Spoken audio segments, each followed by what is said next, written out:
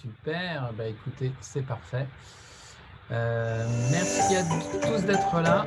Hop, je vais couper la musique, même si c'était fort agréable, comme je le disais en introduction, pour les personnes qui sont arrivées un petit peu en avance.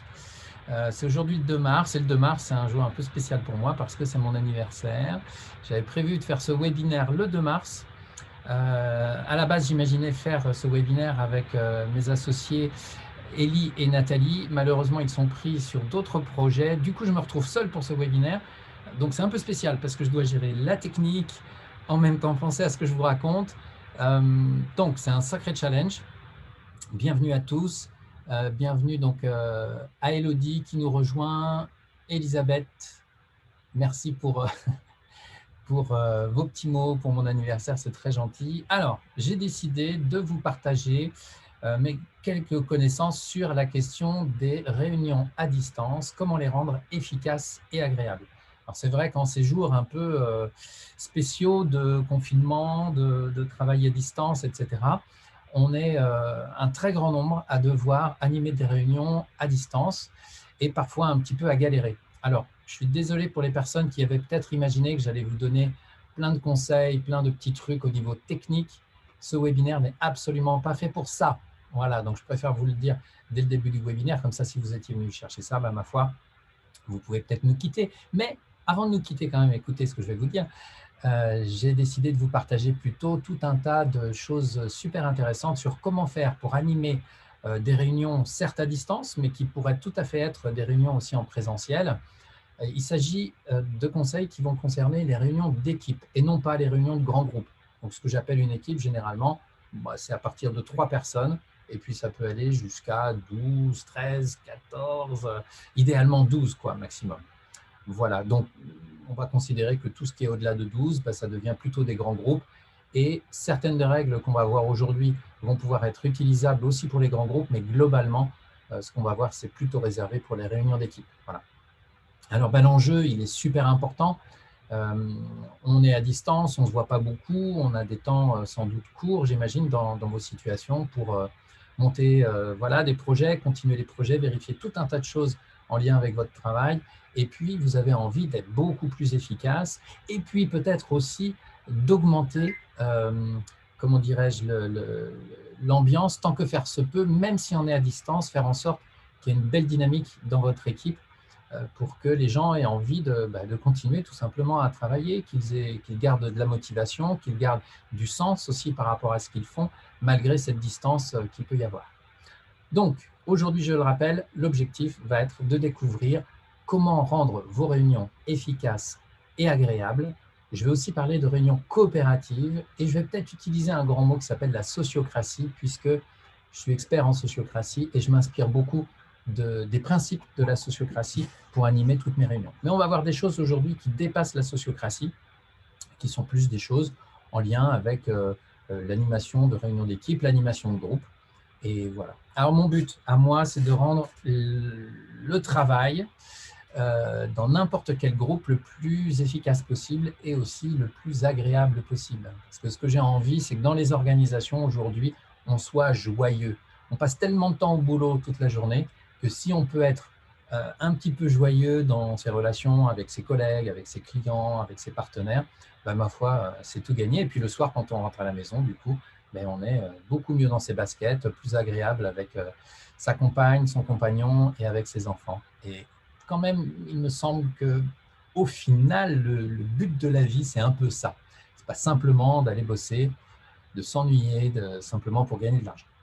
Alors, le titre de cette réunion, c'est bien réunion à distance, comment les rendre efficaces et agréables. Je vous rappelle pour ceux qui nous rejoignent à l'instant qu'il ne s'agit pas d'une réunion spécifique sur le fait que ce soit à distance et donc je ne vais pas parler en particulier de choses très techniques. Vous allez voir que moi-même, je risque de galérer un petit peu avec la technique, pourtant j'ai fait plein d'efforts, mais c'est plutôt un webinaire qui s'adresse à ceux qui veulent commencer à comprendre comment fonctionne cette notion de coopération, comment optimiser la coopération dans vos réunions d'équipe. Voilà. Alors, on va commencer tout de suite avec donc ce petit visuel que j'ai là. Alors, comment vais-je réussir à piloter? Ça devrait fonctionner comme ça. Alors, comme vous pouvez le voir sur ce petit visuel, sur les post-it qui sont autour de l'ordinateur, il y a tout un tas de choses qu'il faut prendre en compte. Aujourd'hui, pendant ce webinaire, on a un petit peu moins d'1 heure. Pour ceux qui veulent rester un peu plus longtemps, vous pourrez me poser des questions à partir de 14 heures et puis je pourrai y répondre pendant un petit quart d'heure. Pour les autres, ma foi, vous nous quitterez à 14 heures si vous devez aller travailler ou faire autre chose. En tout cas, on va commencer tout de suite et je ne vais pas pouvoir brosser vraiment tous les post-it qui sont autour de l'ordinateur. Je vais faire un focus sur certains d'entre eux. Et le premier, qui est hyper important, c'est la notion de posture. Donc, lorsque vous animez une réunion, que vous soyez manager ou coordinateur ou simple animateur de réunion, généralement, vous êtes bien focalisé sur l'axe vertical. L'axe vertical, c'est celui de l'efficacité, c'est celui qui nous permet d'être au clair avec nos objectifs. Et c'est sur cet axe, quand on est vraiment focalisé dessus, on est focalisé sur le faire et sur le réfléchir. Donc, on va amener les gens, effectivement, lors des réunions, à réfléchir et à réfléchir pour mettre en place des actions pour réaliser nos projets. Voilà, pour trouver aussi des solutions aux problèmes qu'on rencontre. Généralement, tout animateur, me semble-t-il, est plutôt bien au clair avec cet axe-là. S'il n'est pas au clair avec cet axe-là, généralement, il a un problème. Peut-être qu'il n'a pas préparé sa réunion, peut-être qu'il est tout simplement assez absent comme animateur et puis qu'il laisse le groupe un peu prendre la main et puis que les choses se font bon an, mal an.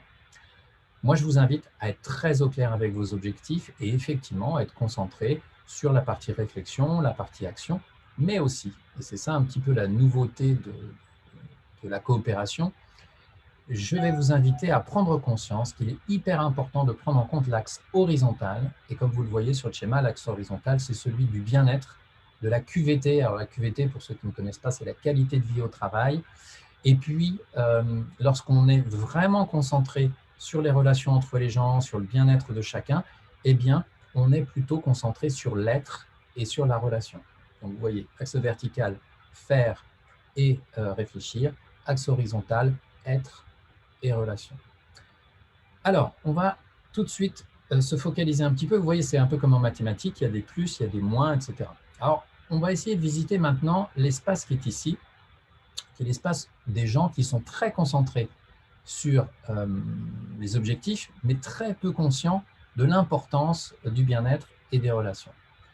Ces gens-là, si on leur pose une question, voilà, il y a un problème, quelle est la solution selon vous? Eh bien, leur réponse sera « j'ai la solution c'est celle-là, c'est la mienne, c'est mon idée. » Et donc, ce qui prévaut, ce sont mes idées. Ces personnes-là, lorsqu'elles sont dans cet espace-là, elles se placent parfois dans la zone de compétition. Dans cette zone de compétition, s'il y a 2 personnes dans la même réunion qui sont vraiment là-dedans, en train de vouloir argumenter sur les idées qu'elles ont élaborées, essayer de convaincre, alors on se retrouve parfois dans ce genre de situation où on peut être on a l'impression en tout cas d'être sur un ring de boxe avec des gens qui argumentent, contre-argumentent, etc.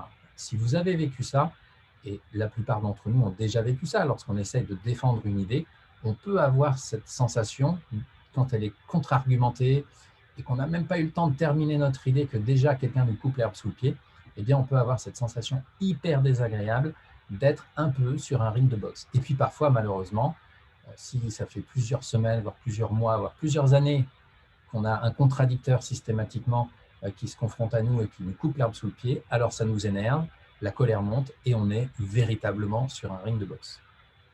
Donc ça, c'est l'espace de la compétition. Maintenant, on va voir ce qui se passe dans l'espace qui est en dessous, là où les gens sont dans le moins et dans le moins. Donc, pas très conscients des objectifs, ou alors conscients mais pas envie de contribuer, et puis pas très conscients de l'importance des relations et de la qualité de vie au travail. Ces gens-là, si on leur demande qu'est-ce que tu penses du problème, est-ce que tu as une idée, une solution, voilà leur réponse. Non. Généralement, vous les reconnaissez, c'est des gens, lorsqu'on les interroge, qui baissent les yeux, qui sont mal à l'aise. On peut avoir des gens hyper introvertis qui ont beaucoup de mal à s'exprimer, même dans un petit groupe. Et puis, on peut avoir aussi, et ça c'est encore plus grave, des gens qui n'ont rien à faire là, en fait. On les a invités à une réunion, sauf qu'en fait, on leur fait perdre leur temps et on perd aussi notre temps avec eux, puisqu'en réalité, ils n'ont pas à être là, ils n'ont pas grand-chose à apporter. il ferait mieux d'être ailleurs. Dans ce cas-là, moi, je vous invite à les inviter à partir, à retourner sur leur poste ou dans le groupe où ils vont pouvoir contribuer. Cet espace-là, on va l'appeler l'espace du repli. Oups, alors attendez, premier petit problème technique. Voilà, c'est l'espace du repli. Et du coup, on va avoir des gens parfois dans cet espace-là. Oups, pardon. Voilà, je vous avais dit. Dans l'espace du repli, on va avoir des gens aussi qui s'ennuient et puis parfois des gens qui ont compris que l'espace où se négocient les idées et les propositions, c'est l'espace de la compétition. Et si, lors de combats de boxe, ils ont laissé quelques plumes ou quelques dents, à ce moment-là, ils n'ont vraiment plus envie d'y retourner. Dans ce cas-là, ils se mettent en repli pour ne pas se faire agresser, pour ne pas avoir à lutter. On a pas mal de gens aussi qui aimeraient vivre en mode coopératif, mais qui n'y croient plus et du coup qui sont en repli. Donc généralement, le repli, ce n'est pas bon, hein, ce n'est pas bon signe. C'est signe que les personnes ont perdu de la motivation, peut-être une perte de sens. Et dans ce cas-là, ça va être compliqué pour les ramener vraiment dans ce qu'on aimerait vivre avec eux. Alors, regardons maintenant le troisième espace. L'espace fort sympathique, je trouve, des gens qui trouvent que c'est super important l'ambiance, voilà, donc de prendre soin des relations de chacun, mais par contre, ils ne sont pas trop concentrés sur l'axe de l'efficacité. Alors, ces gens-là, face à un problème, ils vont plutôt avoir tendance à dire « c'est votre solution qui prévaut ». Le problème, c'est quand les compétiteurs demandent aux gens qui sont dans cet espace-là « oui, non, mais laquelle ?» Parce qu'il y a deux propositions, du coup, tu préfères laquelle? Et là, les gens qui sont dans l'accommodement vont avoir beaucoup de mal à se positionner. Du coup, il y a deux possibilités de personnes pour les reconnaître, les gens qui sont comme ça dans les réunions, et sans doute que vous êtes passé aussi par cette phase-là. Tantôt, vous êtes dans cette situation-là, ouais, c'est chouette, il y a plein de propositions qui se font, et du coup, bah oui, c'est bien, je trouve que c'est chouette tout ce que vous dites, moi je vous suis. Lorsque le combat entre les compétiteurs devient un petit peu difficile, la réaction des gens qui sont dans l'accommodement, c'est plutôt qu'ils pleurent, parce qu'effectivement, ils sentent que la compétition sur le ring, c'est en train de mettre à mal ce qui est important pour eux, à savoir la qualité des relations, la confiance, le bien-être entre les personnes qui font partie de l'équipe. Tout ce que je vous dis là, bien sûr, ça vaut pour les réunions à distance comme pour les réunions en présentiel. Alors peut-être que dans les réunions à distance, d'ailleurs, c'est rendu un petit peu... le côté compétitif est un peu moins présent du fait qu'on a plus de mal à se couper la parole à distance. Alors c'est quand même possible, hein. Vous avez dû observer que certains de vos collègues qui sont super forts en coupage de parole arrivent malgré tout, même à distance, à le faire. Mais c'est vrai qu'on a tendance, j'ai l'impression, depuis que je travaille beaucoup à distance, on a une tendance naturelle à distance à avoir un animateur assez clair, à se passer la parole, etc., pour que ce soit plus audible. Donc finalement, ce qui est un peu un handicap à la base de ne pas pouvoir travailler en présentiel, il me semble que sur ce point-là, ça devient presque un petit bonus assez sympa à prendre en compte.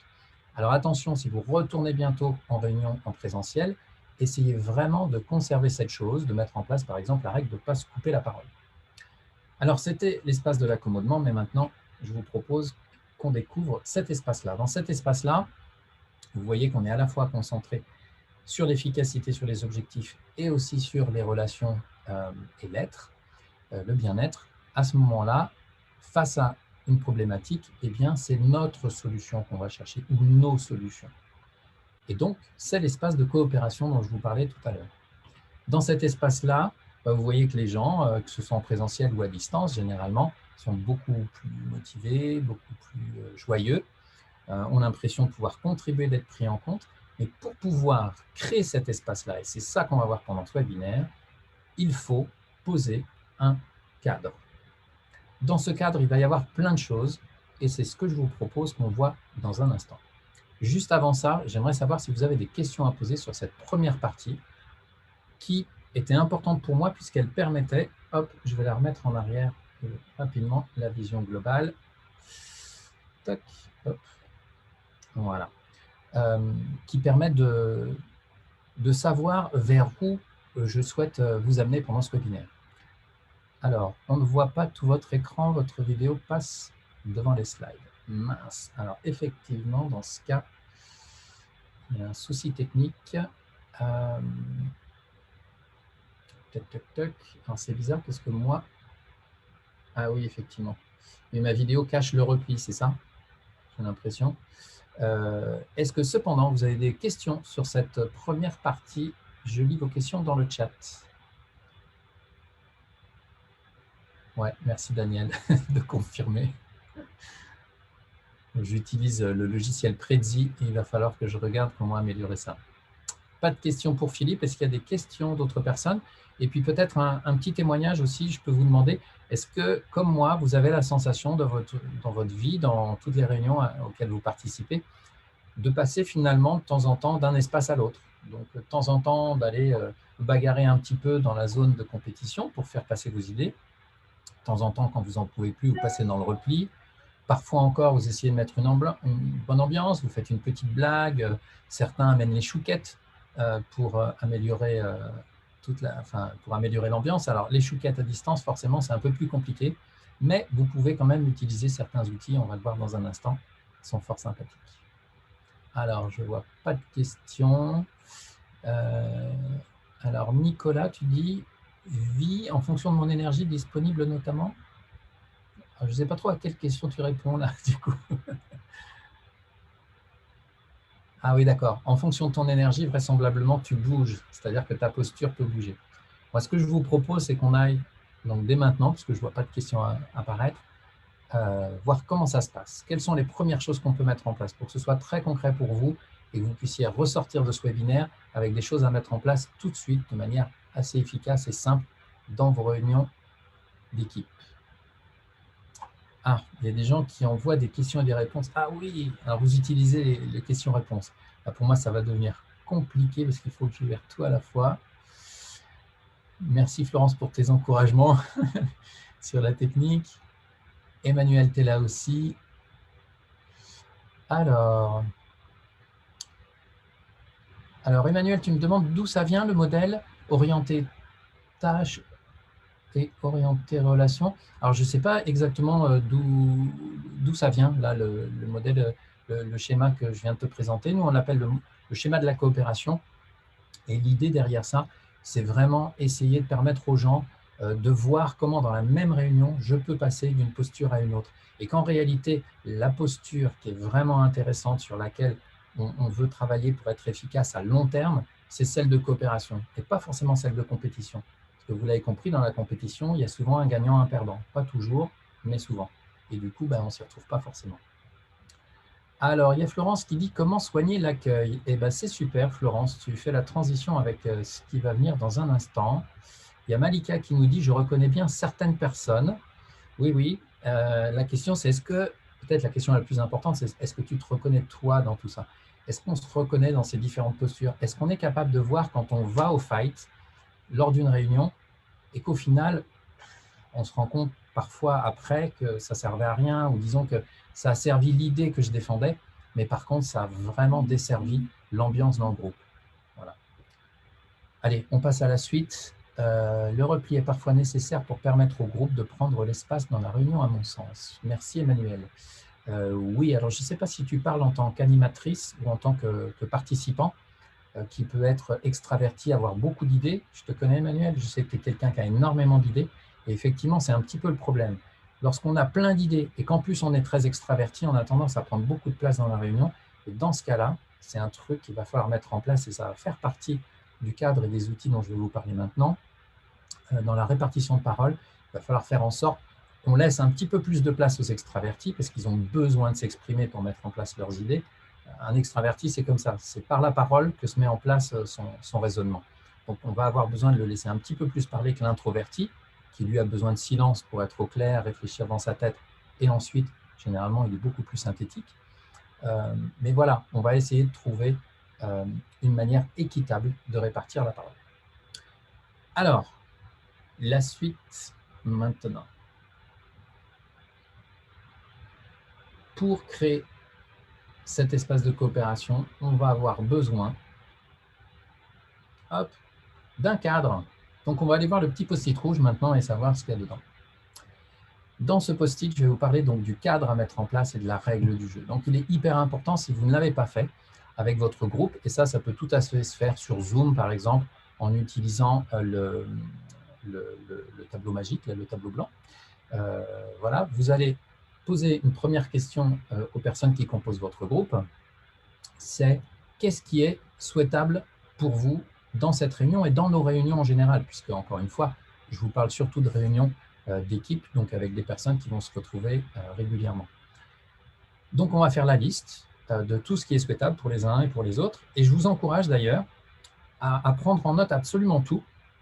Peut-être que quelque chose est souhaitable pour quelqu'un et que ça ne l'est pas pour un autre membre du groupe, et dans ce cas-là, entendez que ce n'est pas souhaitable par la deuxième personne et dites-lui, attends, puisque ce n'est pas souhaitable, garde l'idée pour tout à l'heure, tu vas pouvoir la mettre dans une autre case, puisqu'il y a d'autres cases qui arrivent. En tout cas, je le note quand même comme souhaitable, puisque par exemple, Martine souhaite vivre ça, on va le conserver, on se rappellera que ça concerne Martine, mais que ça ne te concerne pas. Et puis, on va passer à la suite, on va demander aux gens, qu'est-ce qui est tolérable pour eux? Donc, par exemple, la personne qui a dit, ah non, non, ce n'est pas souhaitable pour moi, on va lui dire, OK, est-ce que c'est vraiment pas souhaitable ou est-ce que c'est intolérable pour toi? Et il y a vraiment une différence importante entre les deux. Donc, on va lister ce qui est tolérable et puis enfin, on va demander aux gens qu'est-ce qui est vraiment intolérable pour vous, qu'est-ce que vous ne souhaitez pas, sur quoi vous avez vraiment une objection. Donc là, on va pouvoir dire un certain nombre de choses. Voilà, c'est pour éviter de se retrouver dans cette situation émotionnelle-là. Une fois qu'on va avoir ce cadre et qu'il est partagé, moi, je vous invite à faire une copie d'écran ou quelque chose comme ça, et en début de chaque réunion, de pouvoir, en quelques secondes, le réafficher et dire, je vous rappelle la règle du jeu. Voilà, on peut projeter ça sur Zoom ou sur Teams ou sur les autres logiciels qui permettent de faire de la visio. Et puis, les gens vont se replonger, ça dure 10 secondes, ils vont avoir gardé ça plus ou moins en mémoire, mais par contre, vous, si vous avez un grand écran, vous le mettez dans un coin de votre écran, et en tant qu'animateur, vous êtes vraiment garant de faire respecter ces règles-là. Alors, chose hyper importante, si vous mettez en place un tel cadre, une telle règle du jeu, et que vous n'êtes pas un bon garant des règles du jeu, c'est-à-dire que vous ne reprenez pas les personnes lorsqu'elles ne respectent pas les règles du jeu, à ce moment-là, chacun intuitivement va comprendre qu'on a fait un petit exercice sympa, participatif, mettre en place un cadre, mais qu'en réalité, personne ne le respecte et que ça ne pose pas de problème a priori à l'animateur. Donc, il y a un sentiment un petit peu d'insécurité qui peut se mettre en place. Et puis, les gens, certains vont plus ou moins consciemment s'amuser à dépasser finalement toutes ces limites qu'on a construites ensemble pour que ça se passe bien. Et encore une fois, si vous n'êtes pas là pour les rappeler, pour dire non, merci, on ne fait pas ça, je vous rappelle, ça, c'était vraiment intolérable. Voilà, ou parfois, lorsque, en tant qu'animateur, on n'est pas très sûr, on peut demander au groupe, on peut dire, tiens, là, j'ai l'impression que ce que vient de dire Jean-Luc, ça fait partie des choses un peu intolérables qu'on avait mises au point. Est-ce que je me trompe ou vous êtes d'accord avec moi? Et puis là, vous allez laisser rapidement la parole libre pour que les gens puissent dire. Si effectivement les gens vont dans votre sens, vous pouvez revenir vers Jean-Luc pour lui dire, écoute Jean-Luc, est-ce que tu es OK pour vraiment éviter ça? Tu vois, on a pris le temps de se dire qu'il ne fallait pas ça. C'est OK pour toi? Et puis vous voyez ce qu'il a à vous répondre là-dessus. Alors parfois, il ne va pas reconnaître que ce qu'il vient de faire, ça fait partie des choses intolérables. Dans ce cas-là, je vous invite, si Jean-Luc n'est pas dans un comportement agressif, réitéré, complexe, et que vous avez tout le temps des problèmes avec lui, à accueillir simplement ce qu'il vous dit, et il aura compris, même s'il ne reconnaît pas, généralement, il aura compris. Si par contre le Jean-Luc en question est vraiment quelqu'un qui pose systématiquement problème, etc., à ce moment-là, je vous invite à passer à un autre type de réunion, qui est plutôt une gestion de conflit, une médiation, ou un recadrage, mais pas un recadrage dans le sens où vous êtes le manager qui a des subordonnés, mais vous êtes plutôt le manager qui va essayer de veiller sur et qui va poser la question à Jean-Luc, lui dire, écoute, moi j'ai l'impression, je suis authentique avec toi, je suis honnête, que ça ne se passe pas bien, les réunions dans lesquelles tu viens avec nous, systématiquement, tu as un comportement que je trouve plutôt agressif. Tu es d'accord avec ça ou pas? Je me demande comment tu vas en ce moment. Qu'est-ce qui se passe? Est-ce que tu as plus envie de travailler avec nous? Qu'est-ce qui se passe? Parce que je me rappelle d'une époque où ça se passait bien et puis là, il y a quelque chose. Et donc, moi, je suis là pour t'aider. Qu'est-ce que je peux faire pour t'aider? Ça, c'est la posture du manager bienveillant que j'essaye de développer au travers, entre de mes formations. Alors, ce n'est pas toujours simple et puis parfois, on se sent complètement débordé. Et ça fait partie d'un autre webinaire. On en parlera plus tard. En tout cas, voilà, sur le cadre, la règle du jeu. Et puis tout à l'heure, quelqu'un mettait dans les questions comment, alors c'était, je ne sais plus trop, tiens, je vais répondre à une question. Quand tu parles de ce cadre, de quoi parles-tu? Ce qui est souhaitable, tolérable, intolérable en termes de comportement, d'idées à débattre? Plutôt en termes de comportement, en fait, c'est assez ouvert. Si quelqu'un souhaite dire, ben voilà, moi je trouve que c'est intolérable d'exprimer des propos racistes, par exemple, la personne, si elle le dit, c'est que sans doute elle a un petit peu peur que ce soit le cas dans ce groupe. Peut-être que lors d'une réunion précédente, il y a eu des blagues racistes, par exemple, et que ça dépasse vos limites, bah, c'est le très bon moment pour poser votre limite que de faire cet exercice. Donc oui, c'est plutôt des comportements. Par exemple, généralement, moi, ce que j'entends beaucoup dans les groupes dans lesquels je fais ça, c'est ce qui est intolérable, par exemple, c'est se couper la parole, c'est s'invectiver. Donc après, j'essaie de creuser un petit peu qu'est-ce qu'on appelle s'invectiver. C'est exprimer sa colère en exprimant des jugements sur l'autre. Donc exprimer sa colère, ok, c'est tolérable, mais en parlant de soi, en je. On va essayer d'éviter ce qui est intolérable. Les gens parfois me disent c'est les gens qui parlent en on, parce qu'on ne sait pas qui c'est le on. Et puis parfois on se sent inclus dans un truc alors qu'on n'a pas du tout envie d'être inclus dedans. Voilà. Dans l'intolérable, il pourrait y avoir aussi la notion de confidentialité. Si aujourd'hui on va échanger des idées sur quelque chose qui est un peu difficile dans le groupe et qu'on n'a pas envie que toute l'entreprise soit au courant de la position qu'on a prise à un moment donné, on peut demander la confidentialité. Donc ça va se retrouver dans la première catégorie, ce qu'on souhaite. Et puis dans l'intolérable, ce serait que certaines choses soient répétées, voire déformées auprès des autres équipes de notre entreprise, par exemple. Voilà, j'espère que j'ai répondu à ta question. Alors, j'ai une autre question de Raphaël qui me dit comment gérer la vidéo dans les réunions Zoom, comment faire avec ceux qui ne mettent jamais leur vidéo, créant systématiquement un décalage avec les autres, une sorte de mise en retrait. Eh bien, Raphaël, comme je le disais en introduction de ce webinaire, ce n'est pas un webinaire spécialisé sur la partie technique. J'ai, comme toi, été confronté à ce problème-là en animant une formation avec des étudiants. Il se trouve que le problème, c'est qu'il y a des gens qui n'ont pas de bonne connexion, qui pour de bonnes raisons, sans doute, peut-être pas toujours, mais sans doute la plupart du temps, pour de bonnes raisons, coupent leur vidéo. Et je suis très ennuyé comme toi. Créer de l'interaction avec des gens que je ne vois pas, c'est plus compliqué. Dans ce cas-là, on peut utiliser des petits outils comme le chat, comme aujourd'hui, il y a la case questions-réponses, mais là, qui est plus pour les webinaires. Effectivement, c'est plus compliqué. On peut poser des questions et puis interroger une personne et l'écouter même si on ne la voit pas. Vous allez voir que, par exemple, dans les tours de cercle, on utilise beaucoup de tours de cercle dans les réunions coopératives. Eh bien, on va faire ça. On va demander systématiquement à chacun. Donc, on va appeler la personne et puis on voit. Alors, si elle n'a pas sa vidéo et si elle ne répond pas à nos questions, il faudra comprendre que peut-être elle est partie fumer sa clope ou faire autre chose pendant la réunion. Donc là, effectivement, ce n'est pas chouette. Peut-être un autre petit truc que je peux te donner, Raphaël, c'est en dehors de la réunion, contacter la personne et puis lui dire, écoute, est-ce que je peux t'aider? Est-ce que tu as moyen de trouver une meilleure connexion? Parfois, les gens ne savent pas, mais avec un smartphone, on a la 4G parfois chez soi et une super connexion en 4G qui permet d'avoir la vidéo et le son, alors que la connexion ADSL, par exemple, n'est pas encore super bonne. Voilà. Pour ceux qui ont la joie, comme moi aujourd'hui, d'être en fibre, ce n'est plus un problème. Mais il y a encore plein de gens qui n'ont pas cette possibilité. Allez, j'avance un petit peu, parce qu'il y a une question qui a été posée tout à l'heure sur comment introduire la réunion. Donc, je vous ai parlé du cadre, mais je voulais vous parler aussi de cette chose. C'est un petit outil qui est hyper important à mes yeux. Et je vois plein de groupes encore aujourd'hui qui ne l'utilisent pas, qui ne prennent pas ce temps-là. Et ce temps-là n'est absolument pas perdu. J'en veux pour preuve, si tant est qu'il y a besoin d'apporter une preuve, un chercheur, alors j'ai oublié son nom, qui expliquait qu'en fait, pour rendre une réunion ultra efficace, il fallait prendre un tiers du temps. Imaginez, un tiers du temps, c'est énorme. Un tiers du temps pour faire quelque chose qui n'a rien à voir avec l'ordre du jour. Quelque chose qui soit de l'ordre du team building. Quelque chose, une petite activité qui permette de resserrer les liens entre les gens pour qu'ils s'apprécient. Et une fois que les gens seront dans une ambiance de confiance, qu'ils s'apprécieront, les 2 tiers de réunion qui restent seront beaucoup plus efficaces que si on avait passé toute la réunion à être concentré sur l'ordre du jour, à être uniquement concentré sur le mental, sur les idées. Voilà. Donc, dans les réunions à distance, moi, ce que je vous invite à faire, c'est une ronde d'ouverture qu'on appelle aussi le check-in ou bien la météo intérieure, en particulier pour ceux qui connaissent la communication non violente. Ça devrait vous parler, cette notion de météo. Alors, qu'est-ce que c'est? Eh bien, c'est un petit outil que vous pouvez commencer très rapidement. Je vous invite à commencer par un temps de centrage.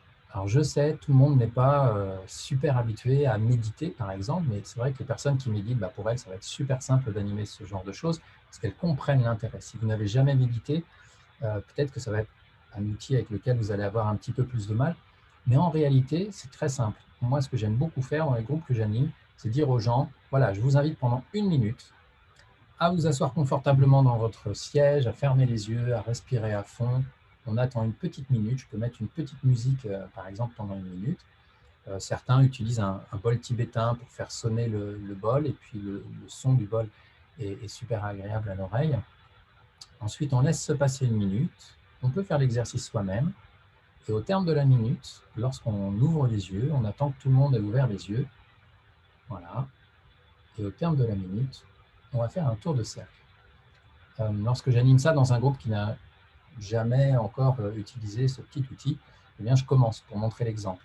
Et puis, je vais pouvoir partager, j'invite les gens en tout cas à partager leurs émotions positives, agréables, leurs émotions désagréables aussi. Et puis, s'ils ont des émotions désagréables, peut-être à formuler les besoins qui seraient insatisfaits chez eux. Voilà, donc il y en a d'ordre très multiples. Et là encore, les personnes qui font de la communication non violente vont bien comprendre ce dont je parle parce que l'exercice de la CNV, c'est précisément ça. Et puis ensuite, je vais inviter les gens à pouvoir partager, s'ils le souhaitent, d'où viennent ces émotions, en particulier désagréables ou agréables. Est-ce que c'est en lien avec leur vie privée? Et c'est OK qu'on puisse partager un petit peu de sa vie privée, même dans le cadre du travail. Alors, je sais que pour certains, ça c'est absolument à bannir. Désolé. Dans les groupes qui veulent fonctionner de manière coopérative, on considère que chaque membre est un être humain et que chaque membre est doté d'émotions. Donc oui, les émotions ont leur place dans le champ du travail. Messieurs, dames, il faut qu'on se le dise. Oui, les émotions ont leur place dans le champ du travail. Voilà. Et c'est terrible d'être dans une organisation où un manager et puis du coup l'ensemble de l'équipe pense que non, il ne faut jamais montrer ses émotions. Mais comment vous faites, vous, quand vous êtes, je ne sais pas moi, en pleine séparation ou en deuil, vous arrivez au boulot, vous n'êtes pas bien du tout, votre meilleur ami vient de décéder, et alors quoi, vous êtes capable, vous, de mettre vos émotions de côté? Alors, si vous en êtes capable, il y a des gens qui sont comme ça, il y a des gens qui arrivent, mais il y a plein de gens qui ne peuvent pas le faire. Donc, pourquoi essayer de forcer des gens à faire des choses qui sont inhumaines, voilà, pour entrer dans un espèce de cadre qui est du coup pas très bienveillant, parce qu'il ne prend pas en compte une partie de nous-mêmes? Moi, j'invite plutôt à dire, voilà, il ne faut pas que les émotions prennent toute la place. On ne veut pas qu'elles nous dictent tout ce qu'on doit faire dans le boulot, mais avoir un sas pour pouvoir les déposer et pour pouvoir dire, en ce moment, ça ne va pas. Voilà, je ne sais pas ce que j'ai, je me sens fatigué, j'ai mal dans le dos, et puis à la maison, ça ne va pas fort. Voilà, je n'ai pas forcément besoin d'en dire plus, mais le fait de l'avoir déposé, ça va me permettre de me sentir un peu plus disponible. Et puis, ça va permettre aussi une chose super, c'est que les collègues qui sont autour, lorsqu'ils entendent ça, du coup, ils ont l'information. Et dans les temps autres que les formations, ils vont pouvoir vous contacter. Quand on est en présentiel, c'est plus simple, on a la pause café, on s'octroie des moments comme ça peut être la pause du midi. Quand c'est en distanciel, ma foi, j'ai une amie là, qui me disait dernièrement, elle n'en peut plus de bosser toute seule. Qu'est-ce qu'elle fait? Elle contacte pendant ses pauses ses collègues et elle se débrouille. Elle est fumeuse, elle va dans son garage fumer sa cigarette, elle prend son smartphone et elle contacte ses collègues pour dire « dis donc, j'aimerais bien, pendant 5 minutes, on prend la pause ensemble, puis on discute. » Voilà. Et pendant la discussion, si on a entendu en ronde d'ouverture que la personne avait des soucis, on va pouvoir lui donner un peu d'empathie, un peu de soutien, un peu l'écouter. Voilà. Et ça peut changer beaucoup de choses. Alors, vous verrez, donc oui, on peut parler de la vie privée, mais aussi de la vie professionnelle. Parfois, on peut avoir des émotions super agréables en lien avec un projet qui vient de se terminer et pour lequel vous avez reçu les félicitations d'un client. Dites-le pendant la ronde d'ouverture. Si ça vous met en joie d'avoir reçu des compliments, dites-le. Et tous vos collègues seront super heureux d'entendre que voilà, ça fonctionne bien pour vous et ça leur donnera envie de vivre la même chose eux aussi. Voilà. Donc pensez-y, les choses désagréables qu'on vit, c'est important de les déposer pour un peu se libérer et puis que les autres peut-être puissent venir en soutien. Et les choses agréables, en fait, lorsqu'on partage des choses positives, l'énergie positive se diffuse dans le groupe. Donc, ne soyez pas avare lors des rondes d'ouverture, s'il vous plaît. Si tout va bien dans votre vie, si c'est génial, si vous venez de rencontrer une personne formidable et que vous êtes tombé amoureux, etc., mais dites-le à vos collègues. Vous verrez comment les sourires sur les visages vont apparaître et comment finalement ça va participer, cette ronde d'ouverture, à créer du lien entre vous. Parce qu'on est des êtres humains et qu'il y a plusieurs dimensions dans l'être humain, entre autres cette dimension émotionnelle qui est hyper importante si on veut se sentir bien à long terme dans un groupe. Alors, je veux bien vos réactions dans le chat sur ce point-là, dans le chat ou dans questions-réponses, puisque j'ai ouvert les deux et que je peux les lire. Et si vous avez des questions à cet endroit-là, je suis preneur aussi. Alors, je vois Florence qui me soutient en disant « Yes !» Nicolas, c'est dur de gérer ça en animation. Comment rebondir derrière quelqu'un qui nous dit qu'elle ne va pas bien? Eh bien, Nicolas, en fait, la réponse est assez simple. Généralement, dans la très grande majorité des cas, tu n'as rien à faire. Il n'y a pas à rebondir. Si la personne nous dit, voilà, en ce moment, ça ne va pas très bien, etc., en tant qu'animateur, je t'invite à sentir, OK, est-ce que la personne a besoin qu'on prenne vraiment soin d'elle sur le point qu'elle vient d'exprimer pour pouvoir rentrer dans le travail avec nous? Ou alors, est-ce que c'est OK? Alors, je connais un groupe qui, lui, ne lâche jamais rien et qui ne commence jamais ses réunions. Écoutez bien, c'est extraordinaire. Et je vous jure qu'ils sont hyper efficaces. Je fais de la pub. Le groupe, c'est le Mankind Project. C'est voilà, une communauté d'hommes dont je fais partie. Et en fait, c'est extraordinaire ce qu'on y vit, c'est-à-dire qu'il y a cette trompe d'ouverture et puis il y a d'autres process qui vont encore beaucoup plus loin, mais là, c'est extraordinaire, mais c'est unique, quoi. Il crée ce qu'on appelle un container sûr, c'est-à-dire on vérifie que tout le monde se sente bien avant de commencer. Et donc, on va chercher n'importe quel petit truc qui gênerait n'importe quel d'entre nous et on va trouver un rituel pour générer du positif, pour aider la personne à dépasser ce petit truc qui la chagrine. Alors, parfois, c'est des gros trucs dans la vie de tous les jours, mais on va demander à la personne, écoute, on ne peut pas changer la situation. Est-ce que tu te sens disponible là pour commencer notre réunion ou pas? Est-ce que c'est OK pour toi qu'on y aille?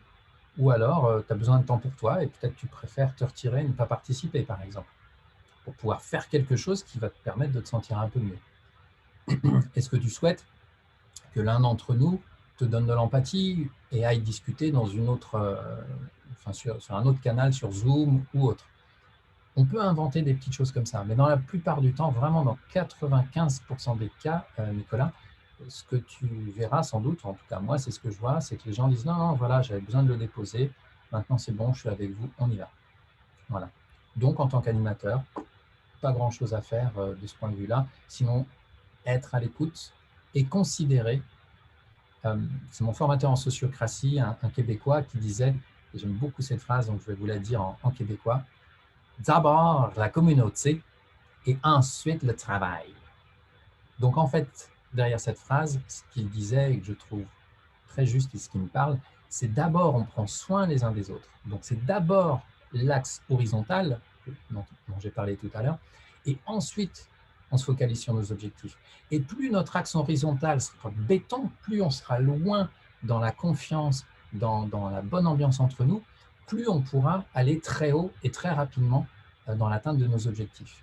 Vous l'avez tous vécu, lorsque dans un groupe, les gens ne s'entendent pas, bizarrement, on est quand même vachement moins efficace. Voilà. Donc ça, c'est une super stratégie. Prendre du temps en début de réunion pour vérifier que tout le monde va bien. Et ensuite, ça fonce. Et ouais, j'ai été très surpris au MKP, par exemple, de faire une réunion en visio. Et en fait, sur 1h30, on n'avait vraiment pas énormément de temps. On a dû passer, je ne sais pas, plus d'1 heure, en fait, à construire ce container de sécurité. Et à la fin, c'était super rapide. Tout le monde était à l'aise, tout le monde avait pu déposer ce qu'il avait à déposer au départ. Il y avait un ordre du jour, on l'a déroulé, ça a été super rapide. Voilà, j'espère que j'ai répondu, Nicolas. Il y a d'autres choses qui sont arrivées entre-temps. Malika, il faut peut-être faire attention aux personnes un peu centrées sur elles qui parlent de leurs problèmes. Alors, c'est vrai, tu as raison, Malika. J'ai entendu parler de groupes qui sont tombés dans un travers de ce que je vous propose là. C'est-à-dire qu'à un moment donné, ils sont tombés dans de la thérapie de groupe. Plutôt que d'être un groupe de travail, tout le monde a commencé à pleurer pendant les réunions et à et à s'épancher les uns sur les autres, sur leurs problèmes, etc. Et donc, ça n'a pas bien fonctionné. Ils ont décidé de changer complètement de manière de faire. Et ce qu'ils m'ont dit, c'est bah oui, à un moment donné, on s'est laissé dépasser, on est tombé dans de la thérapie de groupe, mais sans thérapeute. Et là, on n'était pas outillé, on ne savait pas comment faire. Donc, effectivement, il y a ce risque, mais globalement, si l'animateur que vous êtes sait faire la part des choses, comme je l'ai dit tout à l'heure, il y a des moments où c'est vraiment difficile. Et dans ce cas-là, si quelqu'un vit un deuil, vit une séparation, vit quelque chose qui est extrêmement douloureux pour lui ou pour elle, on peut tout à fait lui dire, écoute, je t'invite à sortir du coup, et puis on tiendra au courant, on t'enverra le compte-rendu. Voilà, mais va prendre du temps pour toi, et puis tu nous rejoins un petit peu plus tard. Ou est-ce que quelqu'un dans le groupe qui s'entend bien avec lui pourrait l'accompagner pour faire un tour? Et parfois, le simple fait de faire un tour pendant 15 minutes, vider son sac, ça peut faire énormément de bien et permettre de revenir dans la réunion. Alors, à distance, bien sûr, on ne va pas faire le tour, mais on se met sur un autre canal où on crée je ne sais plus comment ça s'appelle, une classe virtuelle, et puis on va discuter. Voilà. Donc, c'est un risque effectivement, Malika, mais quand même, c'est assez rare. Pas toujours facile de prendre ce temps lors d'un CA avec un ordre du jour bien chargé. Oui, cher spectateur anonyme, non, c'est Catherine du coup, il y a quand même ton prénom. Oui, alors, il y a un truc qu'il faut éviter de faire, c'est blinder les ordres du jour. Et du coup, ça tombe bien, ça fait ma transition vers ce qui va venir juste après. Ah oui, j'avais mis cette photo pour vous montrer que pour moi, c'est important. Dans tous les milieux, en fait, on peut faire cette ronde d'ouverture, ce check-in. On a tendance à croire que ça pourrait être dans certains milieux plutôt, je sais pas, plutôt alternatifs, par exemple. Alors oui, les gens qui sont dits alternatifs sont très friands de tous ces outils-là. Mais en réalité, tout à chacun, dans n'importe quel type d'entreprise, peut tout à fait vivre cette chose-là. Ça peut paraître incongru dans certains lieux, mais si ça vous paraît incongru, c'est que vous n'êtes pas prêt, vous ne vous faites pas confiance. Si vous voyez l'intérêt de cet outil, faites-le ne serait-ce qu'une fois. Proposez de le tester, et puis en faisant un petit bilan à la fin de réunion pour dire, bon, c'était bien, c'était pas bien, qu'est-ce qu'on fait? On continue ou pas? Mais si vous êtes animateur, s'il vous plaît, essayez quand même de vous tenir à le tester une première fois vraiment bien, d'être à l'écoute de votre équipe. Et ce n'est pas s'il y a une ou deux personnes qui critiquent un peu l'outil qu'il faut le laisser tomber. Il faut commencer une deuxième fois. Revenez vers ces personnes. Combien de fois j'ai entendu des gens dire « Ah non, non, alors moi, j'aime pas du tout ça. Hein. Moi, j'aime pas votre truc. » Je dis « Ok, mais si ça dépasse pas tes limites, est-ce que tu es OK pour le tester ?» Ouais, ouais, mais il ne faut pas qu'on le mette en place de manière pérenne. Ok. Et puis à la fin, il dit alors comment c'était? Ouais, non, mais moi, j'aime pas ces trucs-là. Très bien. On le repropose une deuxième fois, puis une troisième fois, et au bout d'un moment, la personne nous dit, et j'ai eu un cadeau comme ça dernièrement chez un client, moi qui étais très réfractaire à ces techniques, aujourd'hui j'en vois l'intérêt, et j'ai décidé même d'utiliser les outils dans les réunions que j'anime. Donc là, lorsqu'on vous fait un cadeau pareil, c'est que c'est gagné. Allez, j'avance parce qu'il y a plein d'autres choses à vous partager. Donc ça, c'était pour l'ouverture. Ensuite, vous voyez qu'il y a les jeux coopératifs. Alors, j'ai décidé pendant ce webinaire de ne pas trop développer ça, mais il y a plein d'icebreakers, les jeux brise-glace et les jeux coopératifs qu'on peut utiliser pour permettre de créer encore ce fameux lien pour aller un petit peu plus loin que la ronde d'ouverture dans la création du lien et donc prendre soin de mon axe horizontal avant de passer à l'axe vertical. Et donc, vous l'avez vu, maintenant, c'est l'ordre du jour participatif. Donc, tout à l'heure, quelqu'un disait pas toujours facile de prendre ce temps lors d'un CA avec un ordre du jour bien chargé. Oui, c'est vrai que si vous n'avez pas souvent de CA, vous chargez, vous blindez vos ordres du jour et du coup, c'est le stress. Vous courez après la montre et puis vous êtes généralement assez déçu de ce qui se passe et vous n'avez pas pris soin de l'axe horizontal. Donc, mettez-en beaucoup moins dans vos ordres du jour. S'il faut prendre que 3-4 points, tant pis, mais faites-les bien. Et vérifiez systématiquement à chaque point que vous mettez à l'ordre du jour si c'est si important que ça, que ce soit présenté devant vos administrateurs. Voilà. Je sais quand on est salarié, on a parfois besoin de se sécuriser et de poser la question aux administrateurs sur plein de choses, mais lorsqu'ils n'ont pas le temps, priorisez et acceptez de devoir prendre un certain nombre de décisions, quitte à les en informer par mail, mais à ne pas débattre de tout lors de vos réunions. Alors, comment faire pour créer un ordre du jour participatif? Cette technique, je l'appelle le pêle-mêle. Ah, mince. Qu'est-ce qui se passe? Pardon. Hop, c'était mon téléphone. Alors, première chose, je vous invite à demander à chacun, à tour de rôle, de donner une idée. Il va décidément parler, mais ce n'est pas le bon moment et ça sonne. Voilà.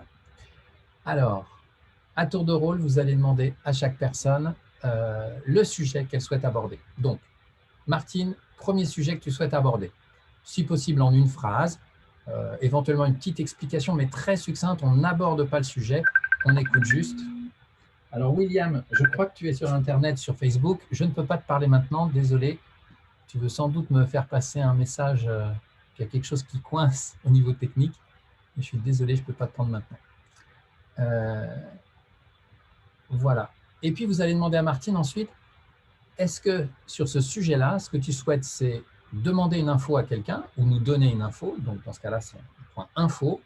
Est-ce que tu vois un problème et tu souhaites qu'on ait un échange pour partager notre vision du problème éventuel? Est-ce que tu veux qu'on élabore une proposition face à une situation problématique ou est-ce que tu as une proposition peut-être et tu veux qu'on prenne une décision? Et dans ce cas-là, on va noter tout ça. Vous allez voir comment dans un instant sur un tableau. Donc, on va inviter la personne à clarifier qu'est-ce qu'elle attend en fait sur le sujet qu'elle veut aborder. Et puis ensuite, on va lui demander quel est le temps maximum que tu veux qu'on passe sur ton sujet. On va bien lui demander le temps maximum. Et nous, on va tenir la montre ou on déléguera à quelqu'un un maître du temps dans la réunion en lui disant « Est-ce que tu peux m'aider ?» Moi qui vais animer la réunion, en me disant un petit peu si on respecte le timing ou pas et on évite tant que faire se peut de dépasser trop le timing qu'on s'est donné en faisant ce pêle-mêle. Et enfin, on va demander aux gens de prioriser, mais pour vous expliquer ça un peu mieux, je vous montre ce petit visuel. Alors, j'espère que vous le voyez bien. Et ouais, je suis désolé, j'ai l'impression que, hop, ben oui, avec ma photo, vous ne voyez pas tout ce qui apparaît sur mon Prezi, donc ce sera amélioré à l'avenir. J'en profite pour vous dire que cet outil est assez précieux, Prezi, pour les personnes qui souhaitent, comme moi aujourd'hui, à la fois qu'on voit et puis à côté qu'on ait des visuels. Ils ont énormément amélioré leur logiciel, donc c'est Prezi, P-R-E-Z-I. Voilà, il y a une version gratuite et puis une version payante. Ils ont fait un super boulot, ils continuent de développer, c'est vraiment super. Il y a d'autres trucs qui sont sympas, par exemple, là je me suis acheté la Logitech 920, je crois, qui est l'une des meilleures webcams du marché actuellement, alors qui est difficile à trouver parce qu'avec la visioconférence, maintenant tout le monde se l'est acheté et elle n'est pas trouvable partout. En tout cas, elle a un petit logiciel Logicapture qui permet de faire plein de choses intéressantes. Alors, je ne maîtrise pas encore très bien, je n'ai pas pu vous montrer ça aujourd'hui, mais je compte bien faire ça lors d'un prochain webinaire. Alors, je reviens à mon tableau. Sur le tableau, vous avez qui? Donc là, vous avez par exemple Élie, Nathalie, Yanis, Élie, et comme je vous ai dit, puisqu'on fait à tour de rôle et que chacun donne un sujet, eh bien, tac, ça tourne, et puis chacun, normalement, alors si on est 10, ça fait potentiellement beaucoup de sujets, mais on peut avoir 10 sujets, puis on fait un deuxième tour pour vérifier s'il y en a d'autres. Ce qui fait que chaque personne est porteur d'un sujet. Ce n'est pas tout à fait la même chose lorsque vous êtes animateur, que vous avez fait l'ordre du jour tout seul, et que vous dressez le tout, et que vous animez tout, mais vous maîtrisez un peu trop les choses. Là, vous allez déléguer aux personnes le fait d'être responsable de leur sujet. Donc ensuite, sous le mot sujet, alors attendez, voilà, ici, vous voyez que là, on avait Slack stagiaire, parcours en G, démarche participative, Google Agenda, etc. Donc, on a le sujet qu'on veut aborder. Le quoi, c'est ce que je vous disais en point 2. Est-ce que c'est de l'information, de l'élaboration de propositions, de la décision ou de l'échange? Le timing, c'est le temps maximum qu'on veut passer sur la chose. Et puis ensuite, la priorité. Alors, si on est un tout petit groupe, on peut se dire, bon, quels sont les sujets prioritaires qu'on veut absolument aborder? Et du coup, on va les mettre en début de réunion pour vraiment avoir le temps. Si on est un grand groupe, ce qui m'est arrivé de faire, c'est pour ça qu'on vous a montré sur le tableau, on utilise des petits bâtons. Et on dit aux gens, voilà, vous avez, par exemple, on a le temps pour 5 sujets dans notre réunion. Vous avez la possibilité de voter 5 bâtons pour le sujet qui est vraiment prioritaire pour vous, 4 bâtons pour le deuxième sujet le plus prioritaire, 3 bâtons pour le troisième, 2 bâtons pour le quatrième et 1 bâton pour le cinquième. Voilà. Et du coup, vous faites vos petits calculs et puis vous allez voir qu'il y a des sujets qui vont ressortir. C'est les sujets que vous allez aborder en priorité dans votre réunion. Voilà. Alors, ça, c'était l'ordre du jour. Est-ce qu'il est réalisé en amont? Non, il n'est pas réalisé en amont. L'idéal, c'est de le faire en début de réunion. Donc, juste après le check-in, la ronde d'ouverture, éventuellement après les jeux coopératifs, on prend ce temps-là. Ça peut durer 10, 15 minutes. ça fait partie de la construction de notre groupe coopératif. Ça fait partie aussi de ce nouvel esprit qu'on va donner à nos réunions, c'est qu'il n'y a plus une personne qui manage tout et qui contrôle toutes les réunions, mais on demande vraiment à chacun de participer en disant ce qui est important pour lui. Voilà. Prezi est accessible en dehors de Mac, oh, oui, sans doute, ouais, je suis quasiment sûr. Et puis Daniel, tu me dis c'est flou, alors c'est peut-être mon visuel qui est flou, effectivement il n'est pas très grand. Peut-être que je revois ça les prochaines fois. Alors Daniel, tu me dis aussi, cela me semble difficile dans un contexte de réunion avec un groupe de clients, personnes d'une même entreprise, pour une réunion pro par exemple, d'expliquer des sujets en réponse à un appel d'offres. Ah oui, alors là, je parle bien des réunions d'équipe, tu vois, aujourd'hui. Le type de réunion dont tu parles, c'est très différent. Alors, suivant ce que tu fais, moi, je me suis permis le culot de temps en temps, devant des clients que je ne connaissais pas du tout, de leur dire, écoutez, puisque généralement, ce qu'ils m'achètent, c'est justement de la prestation, d'animation, de formation ou de conseil, eh bien, je leur dis, si vous le souhaitez, je vous montre quelques-uns des outils que j'utilise. Et puis, effectivement, je sors un de mes outils. Donc, ça peut être la ronde d'ouverture, ça peut être le pêle-mêle éventuellement, même si ce genre de réunion dont tu parles, appel d'offres, c'est assez cadré. Je ne me risquerai pas trop avec ça. C'est vraiment plus pour les réunions d'équipe. Mais en tout cas, je m'inspire des outils coopératifs pour les montrer aussi à mes clients. Et après, tu me dis, d'autant que sont généralement en relation indépendamment de moi, ce type d'échange est plus réaliste avec une personne cliente qu'avec un groupe. Je ne suis pas sûr de comprendre exactement ce que tu veux dire, Daniel, mais je rappelle que ce webinaire, il est vraiment fait pour vous donner des outils assez simples et clairs sur les réunions d'équipe. Bon.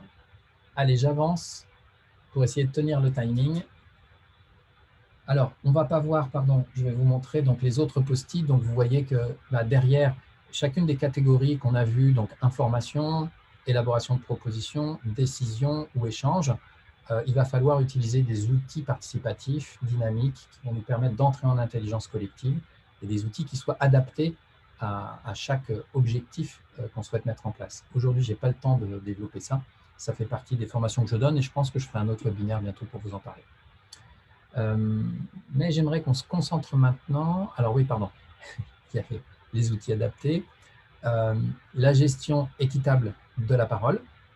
Je vous en ai parlé un tout petit peu en début de webinaire. La notion d'officier de cercle, bah oui, si on est tout seul à animer, c'est plus difficile que si on se répartit un petit peu les rôles, donc on peut se faire aider, mais voilà, je n'ai pas trop le temps d'en parler aujourd'hui. Et puis, on peut avoir aussi des outils sur la fermeture, comment on clôt notre réunion, un petit peu dans l'esprit de la ronde d'ouverture, on peut faire une ronde de clôture. Maintenant, j'aimerais qu'on voit qu'est-ce que vous pouvez faire seul, donc. Et alors là, si au niveau technique, j'arrivais à changer mon truc, je crois que je vais pouvoir y arriver. Regardez ça. Oh, oh, non, pas celui-là. Alors, si je fais comme ça, ça va être tout petit, hein. Ça ne va pas être génial. Tac. Voilà, je vais faire comme ça. Et là, vous allez voir. Donc, tac. Première chose que vous pouvez faire, c'est, comme on l'a vu en première partie de ce webinaire, améliorer votre posture en passant plus de temps sur les relations et l'être. Voilà, en étant plus focalisé, plus ouvert, plus conscient de ce qui se passe, en observant le non-verbal de vos collègues. Alors certes, parfois à distance, c'est plus compliqué, mais je vous jure que parfois, on voit qu'il y en a un qui fait la tête et dans ce cas-là, on peut lui poser la question, « Ok, qu'est-ce qui se passe pour toi ?» Je vois qu'il y a quelque chose qui semble pas aller fort. Voilà. C'est la première chose qu'on a vue tout à l'heure. La deuxième chose qu'on a vue, c'est poser un cadre, si possible, co-construit, et on peut l'afficher et revenir dessus à chaque réunion pour bien le faire respecter. On peut aussi animer une ronde d'ouverture, une météo, selon le terme qu'on veut utiliser pour expliquer ça. Et enfin, vous pouvez tester le pêle-mêle en essayant de mettre en place votre petit tableau sur un paperboard quand on est en réunion dans une salle en présentiel. Et puis, vous pouvez le faire directement sur un Google Drive, par exemple. Alors, les adorateurs, un peu comme moi, du Google Drive, parce que je trouve que vraiment c'est assez idéal comme outil, c'est vachement bien fait. Pour ceux qui détestent les GAFA, je vous invite à utiliser d'autres outils comme les Framapad, que je trouve moins jolis, mais voilà, qui sont quand même, que vous pouvez utiliser.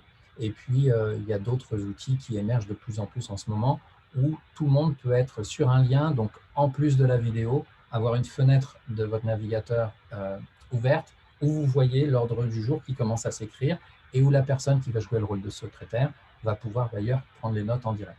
Voilà. Donc ça, c'est ce que vous pouvez faire dès cet après-midi pour les plus courageux d'entre vous, et c'est ce pourquoi vous n'avez pas besoin d'aide plus que ça. Alors, bien sûr, si vous testiez les choses en formation, ça vous permettrait d'être beaucoup plus à l'aise sur tous ces outils-là. Mais de toute façon, essayez et demandez l'indulgence de vos collègues si vous n'êtes pas sûr de vous en disant « voilà, je teste un truc, je viens de voir un webinaire, j'aimerais bien essayer ». Vous me direz à la fin si ça fonctionne bien ou comment on fait pour l'améliorer. Voilà. Et puis maintenant, comment aller plus loin? Parce qu'on peut aller beaucoup plus loin que ce que je vous ai partagé aujourd'hui. Alors, le premier pas que vous pouvez faire, c'est vous inscrire éventuellement sur mon site internet. Il y a une petite fenêtre si vous allez sur la page d'accueil qui s'ouvre. Et si vous mettez votre adresse mail, ça vous permet de recevoir régulièrement nos newsletters. Donc, vous avez l'adresse du site ici. Vous pouvez aussi prendre rendez-vous directement avec moi pour un rendez-vous conseil. C'est gratuit. Il suffit de m'envoyer un petit mail à ycamu@cohesion-int.com, ou alors de m'envoyer un petit SMS ou un coup de fil au 06 08 24 08 60. Vous aurez mon numéro dans un instant. On prend le temps pendant une demi-heure de discuter un peu de votre situation, et puis je vous donne quelques billes pour imaginer peut-être une stratégie à mettre en place. Et dans la stratégie, ce que vous pouvez éventuellement à quoi vous pouvez d'ores et déjà réfléchir, c'est former votre équipe. Donc en intra, vous me faites venir chez vous et je forme toute votre équipe sur ces techniques d'animation-là, mais ça peut aller beaucoup plus loin puisque je suis spécialiste en intelligence collective, en gouvernance sociocratique. Donc on peut mettre en place des tas d'autres choses qui vont consolider tout ce cadre coopératif dont je vous ai parlé en première partie. Et puis sinon, on peut aller aussi jusqu'à élaborer ensemble une stratégie de mise en place dans le long terme. Donc plutôt que de faire une formation intra ponctuelle et puis après vous laissez vous débrouiller, c'est plutôt réfléchir ensemble à comment on peut faire pour ne pas vous faire perdre trop de temps, parce que vous avez plein de choses à faire. Donc on va faire des interventions ponctuelles, mais plusieurs interventions ponctuelles dans la durée avec une stratégie pour que les personnes qui font partie de votre équipe, si vous êtes très sensible à ça et que vous les sentez moins sensibles, pour d'abord les sensibiliser, leur donner envie de s'intéresser. Il faut absolument qu'ils fassent quelques expériences positives pour qu'ensuite ce soit eux qui soient demandeurs d'aller plus loin. Voilà. Et lorsque votre équipe est demandeuse d'aller plus loin dans la coopération, alors là c'est gagné. On va pouvoir mettre en place des formations, on va pouvoir mettre en place tout un tas de choses pour transformer vos réunions, mais transformer aussi la posture des managers, pour revoir votre organigramme, et vous allez voir ô combien vous allez vivre dans un monde complètement différent. Alors Solange, tu es en train de nous quitter, c'est normal, il est 13h58. Pour les personnes qui doivent nous quitter, encore 2 minutes si vous pouvez, j'avais prévu, de vous demander dans le chat ou dans le question-réponse, comme vous voulez, de mettre vos réactions positives sur ce webinaire. C'est un petit peu ce qu'on fait en ronde de clôture. On invite chacun à la fin des réunions à dire comment s'est passée la réunion pour toi. Donc je vous invite à dire, si vous avez apprécié des choses, qu'est-ce que vous avez apprécié? Moi, ça va être un retour positif sur ma prestation qui va me permettre de gagner confiance en moi, et c'est hyper important. Donc, ne soyez pas avares d'éloges sur ce fabuleux webinaire. C'est mon anniversaire en plus, donc profitez-en. Dites-moi des choses positives, ça me fera vraiment plaisir. Et puis, il faut être capable, lorsqu'on reçoit du positif comme ça, d'accueillir aussi les choses un peu plus critiques. Donc, vous pouvez me lancer des défis. En gros, ce sont des petites critiques, mais sous forme de défis, c'est plus sympa à recevoir. C'est « Tiens, Yannick, je te lance le défi la prochaine fois de faire des visuels un peu plus visibles, ou de faire en sorte que ta photo ne cache pas tes visuels, ou de parler plus fort, ou le son n'était pas terrible, ou alors ce n'était pas très clair. » Enfin bref, toutes les critiques que vous pouvez faire, lancez-moi des défis, et puis je les prendrai comme quelque chose de très aidant. En psychologie positive, il est dit que pour pouvoir entendre une critique négative, il faut entendre 5 compliments auparavant.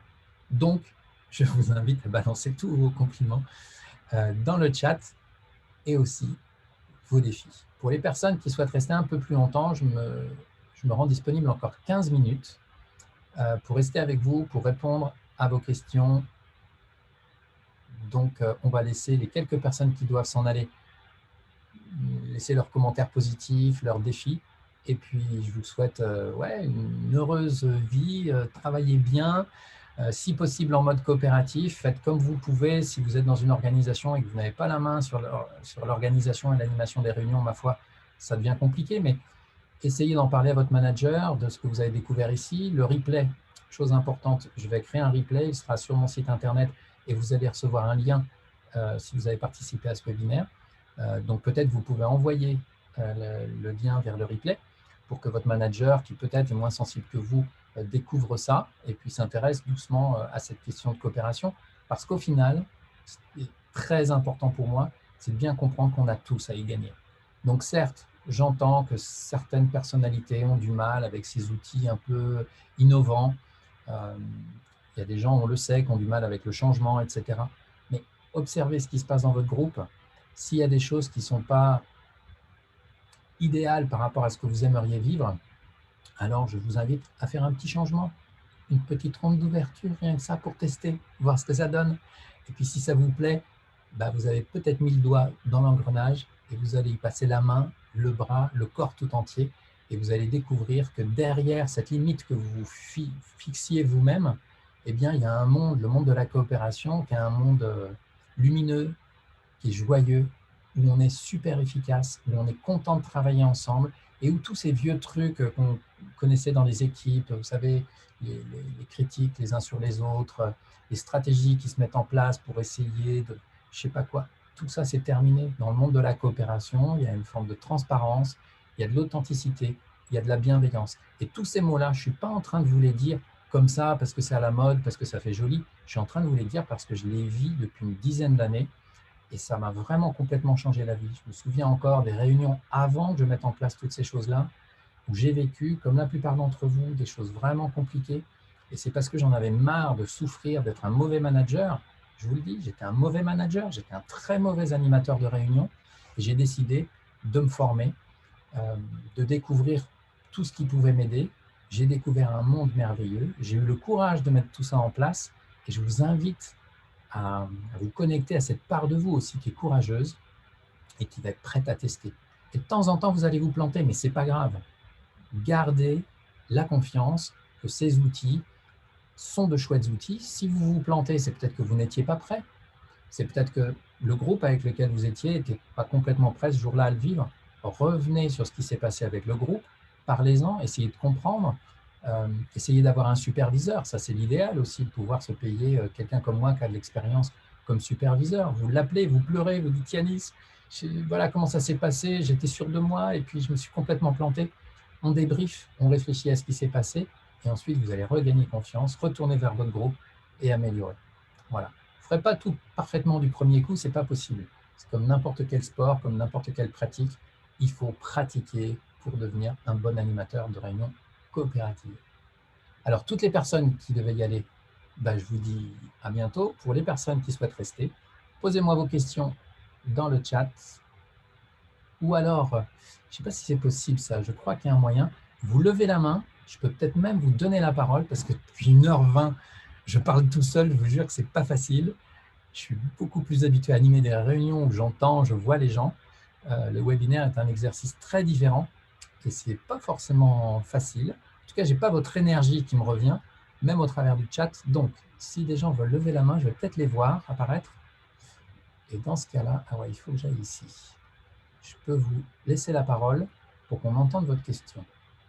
Pour l'instant, personne ne lève la main. Alors, je vais lire les quelques commentaires que vous avez laissés. Salut Bouchra, bon après-midi.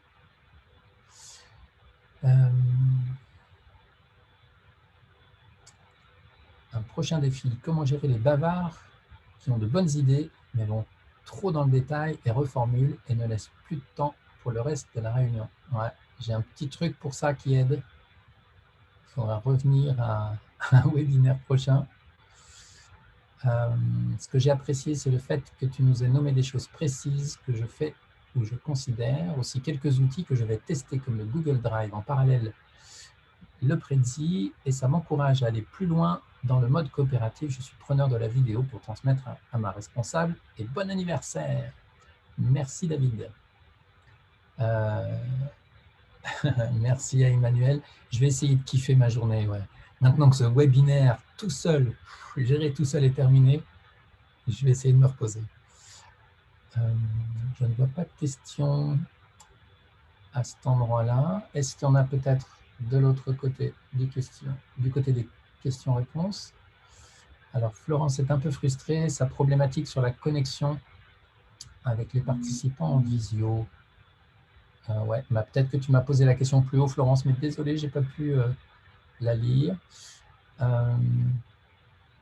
Contenu intéressant et synthétique, dit Isabelle, de bons outils, merci et bon anniversaire. Be happy, ouais, je vais essayer. Super, Véronique, je vois que tu peux mettre en œuvre. Eh ben, c'est super. Vous êtes encore quasiment la moitié à être en ligne, donc je continue un petit peu en essayant de trouver des questions. Je ne vois pas de questions. Est-ce que quelqu'un lève la main? Ouais, il y a Florence qui lève la main. Alors, Florence, je te permets de parler. Tu m'entends, Florence? Oh, c'est trop chouette. Bon anniversaire, Yanis. Merci, je suis contente qu'il soit là. C'est chouette aussi. Ouais. Les gens qui nous soutiennent, qui sont toujours là, des aficionados de la coopération. Yes. Alors, Et, dis-moi, tu as une question ou une ouais, réaction? en fait, c'était par rapport à cette question des introvertis et des extravertis. Tu as commencé un tout petit peu à en parler. Et en fait, voilà, je vois que c'est d'autant plus important, à mon avis, quand on a des réunions assez courtes en webinaire ou sous forme de visio. Voilà, pour permettre que chacun puisse s'exprimer et pas non plus prendre toute la parole.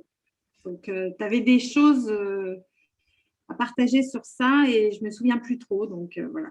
Ouais, en fait, l'outil, je trouve, qui est le plus efficace pour essayer de réguler la parole et de faire en sorte que chacun puisse parler à hauteur de ce qu'il a à dire, c'est le tour de cercle.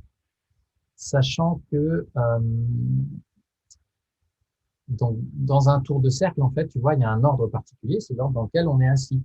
Ouais. Donc, il y a certaines personnes, des extravertis, qui vont pas trop aimer ce foutu tour de cercle et qui vont critiquer à la fin des réunions, qui vont dire ouais, moi j'aime pas trop quand c'est comme ça. Ce que j'entends comme critique, c'est ça coupe une certaine spontanéité. Ouais. Effectivement, ça coupe une certaine spontanéité. Mais moi, en tant qu'extraverti plus, euh, je me rappelle de toutes ces réunions où je prenais beaucoup trop de place, où du coup, je le sentais, j'étais pas à l'aise avec ça, Ouais. mais en même temps, j'arrivais pas à me réguler. Moi, quand on me pose une question, je suis bavard, extraverti, j'ai besoin de parler pour que ça se mette en place dans ma tête. Je suis intéressé par ce que pensent les autres, mais si tu me laisses la parole, je la prends, quoi. Donc, le tour de cercle fait que je ne peux pas prendre la parole tout de suite. Si je suis, par exemple, le dernier dans le tour de cercle, eh ben, il faut que j'attende, il faut que j'écoute tous les autres avant. Une fois que ça va être mon tour, là, il y a deux techniques quand vraiment on a très peu de temps. Et en tant qu'animateur, quand on sait qu'il y a beaucoup d'extravertis dans le groupe, on peut aussi dire, bon, bah, écoutez, et le dire, quoi. Il y a beaucoup d'extravertis. Sur ce point-là, on n'a que 10 minutes. On est 5 dans le groupe, donc ça fait 2 minutes chacun. Si vous n'avez pas besoin de 2 minutes, vous faites plus court et vous laissez 30 secondes à ceux qui en auront besoin. Je prends mon chrono. Hop, avec mon smartphone, tu sais, on a un petit outil qui Ouais. permet de faire bip bip à la fin. Tu mets 2 minutes, la première personne parle. Si c'est un introverti, franchement, c'est pas caricatural, hein, ce que je vais te dire. Très, très souvent, un introverti, 2 minutes, c'est hyper long pour lui. Parfois, en 30 secondes, il a terminé de dire ce qu'il avait à dire en 1 minute 30. Et donc, bah, s'il reste 30 secondes, je dis OK, il reste 30 secondes, celui qui en aura besoin pourra en bénéficier. Et puis le deuxième prend. Si là, c'est un extraverti, bah, il fait peut-être 2 minutes, ou il mange les 30 secondes de son collègue, 1 minute 30. Et puis, j'essaye vraiment de faire respecter au mieux cette histoire de timing. Voilà, donc deux outils, Merci. le tour de cercle, le timing, et accueillir les critiques des extravertis qui Ah seront oui. pratiquants parce qu'ils n'ont jamais assez de place. mais c'est aussi leur faire prendre conscience et leur parler de ça. Leur dire, écoutez, dans le groupe, il y a des extravertis, il y a des introvertis. Et il y a un outil, alors il faudra peut-être que je fasse un webinaire là-dessus, mais j'ai fait une vidéo là-dessus que tu peux retrouver sur YouTube et sur notre site internet aussi, où j'explique un petit peu plus précisément cette histoire d'introverti, extraverti.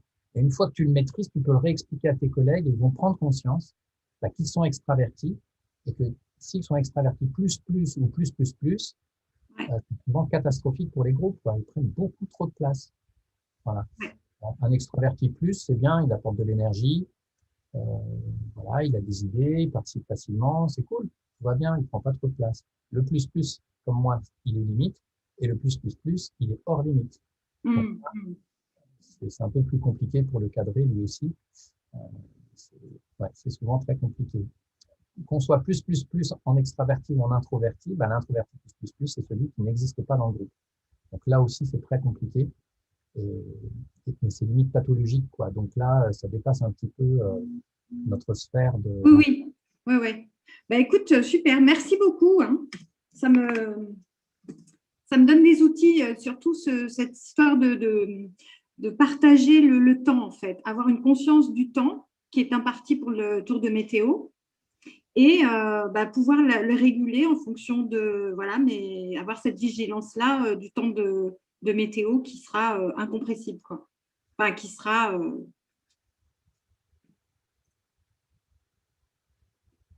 Florence, Oui. t'as fini ta phrase?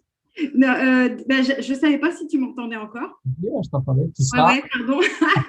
Donc, ce temps de 10 minutes, par exemple, il est géré un peu collectivement. Et c'est ça qui est chouette.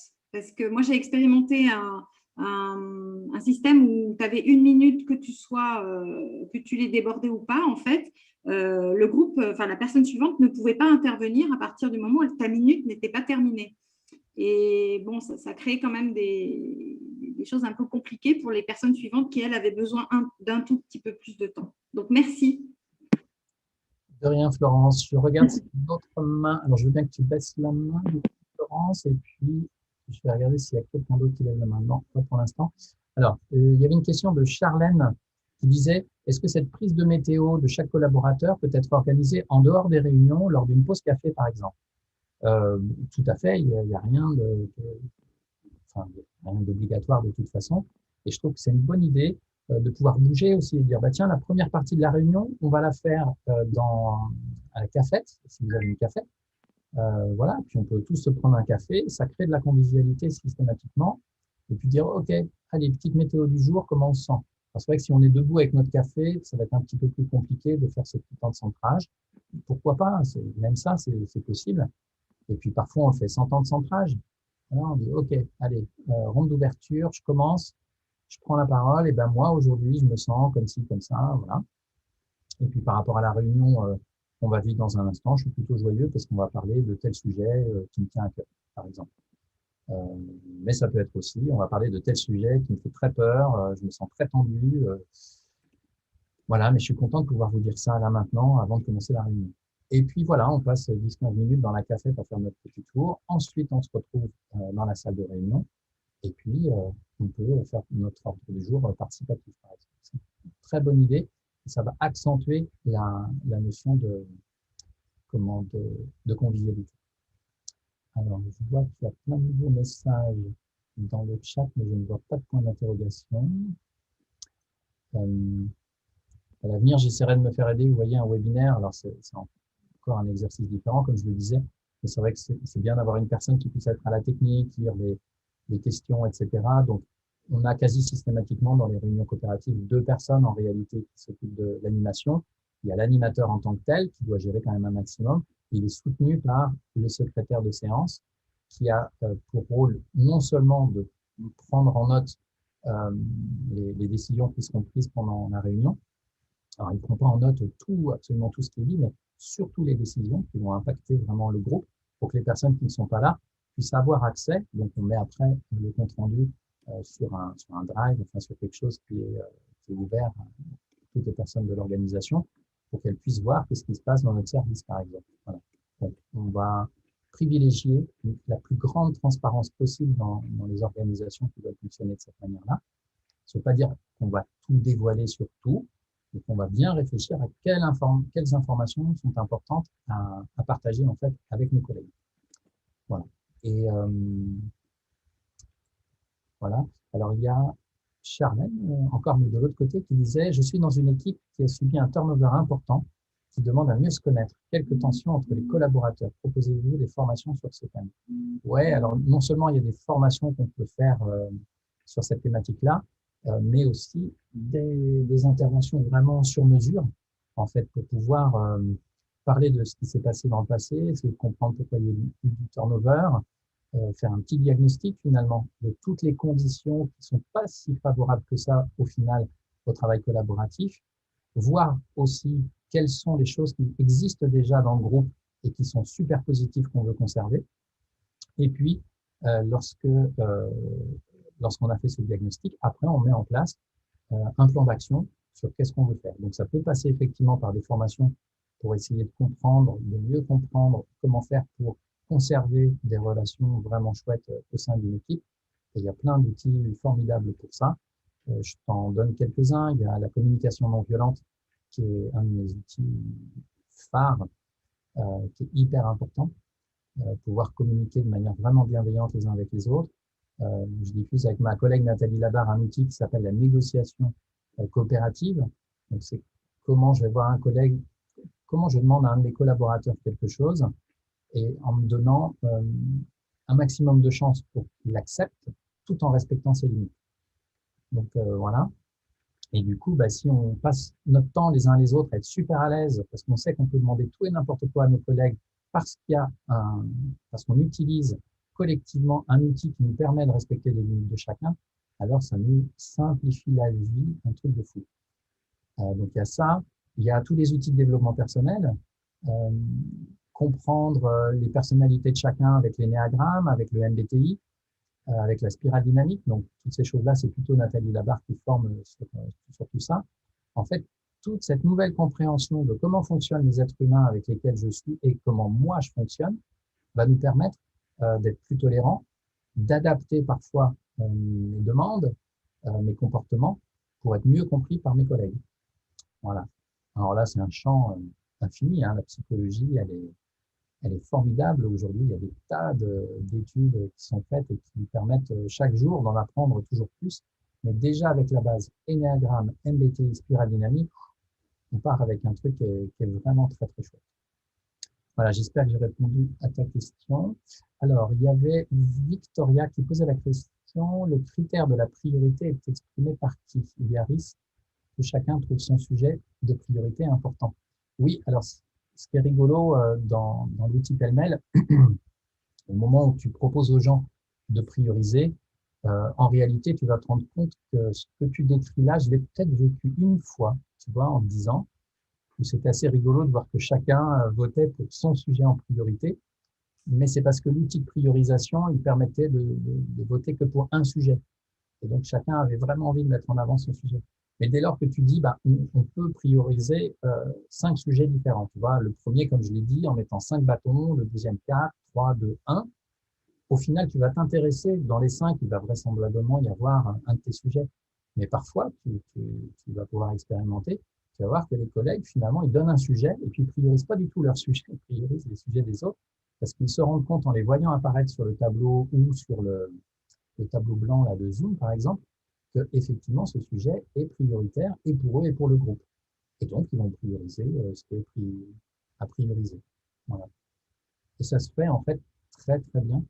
L'important, je dirais, c'est que l'animateur arrive, lui, à lâcher ses priorités et à accepter que les priorités des autres ne soient pas les siennes. Allez, je vous raconte, vous êtes encore une petite vingtaine.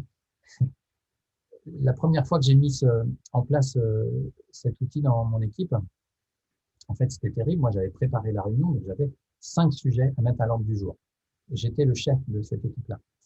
Et puis, mes collaborateurs, chacun met 1, 2 sujets. Il doit y avoir 2, 3 tours. Donc, voilà. Donc, on a une longue liste, une vingtaine de sujets, sans doute, ou pas loin.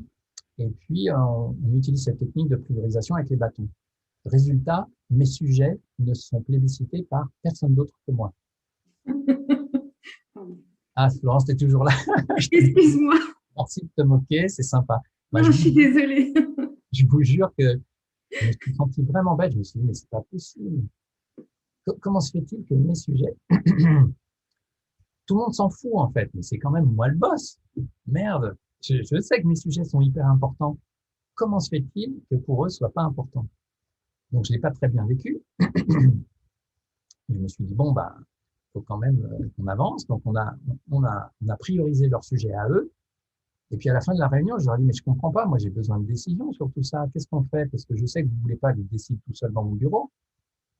Mais qu'est-ce que je fais? En particulier ce sujet-là, qui, je sais, est très controversé. On sait tous qu'on n'est pas d'accord. En particulier, j'avais une opinion où j'étais sans doute très minoritaire, mais il y avait le pouvoir du chef dans la tête de mes collègues qui disaient, oh là là, il va nous imposer son truc. Donc, c'est peut-être pour ça qu'ils n'avaient pas voulu prioriser le sujet. Il y avait peut-être de la peur derrière. Résultat, euh, j'ai dit, bon, bah, ok, je joue le jeu, je le mets pas à l'ordre du jour de la deuxième réunion, de la prochaine réunion. Donc, prochaine réunion, je remets mon sujet. De nouveau, il n'est pas plébiscité, donc il passe pas dans les sujets prioritaires et il n'y aura pas de décision aujourd'hui.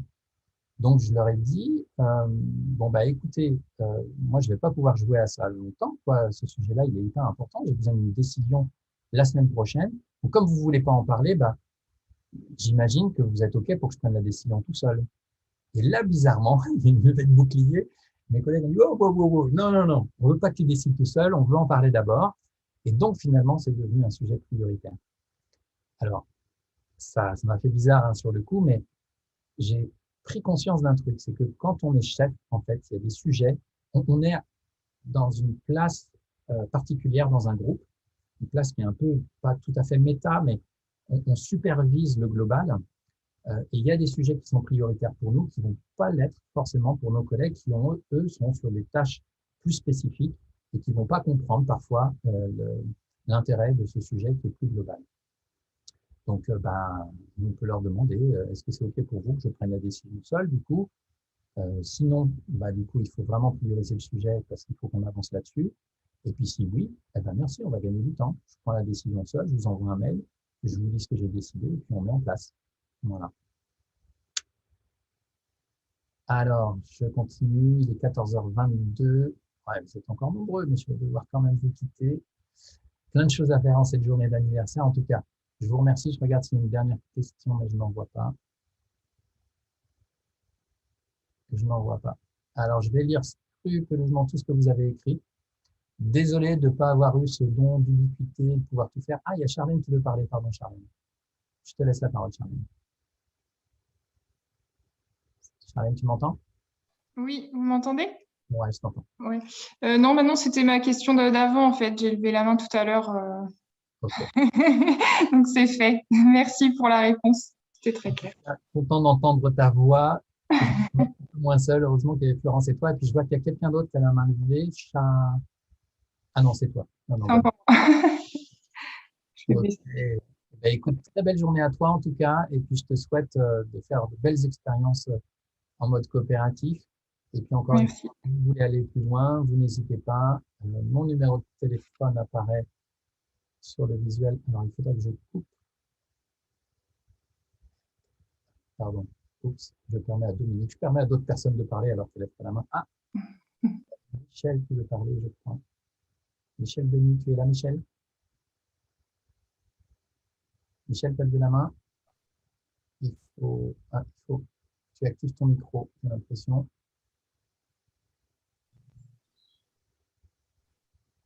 Michel, tu es là. Ah, tu aurais pu avoir le mot de la fin, Michel. Donc, pour les 13 Là, vous personnes. m'entendez? Vous Ah, m'entendez? voilà. Ouais, on t'entend. Tu es un petit Ah peu oui, loin, mais d'accord. on t'entend. Oui, c'était par rapport à l'ordre du jour.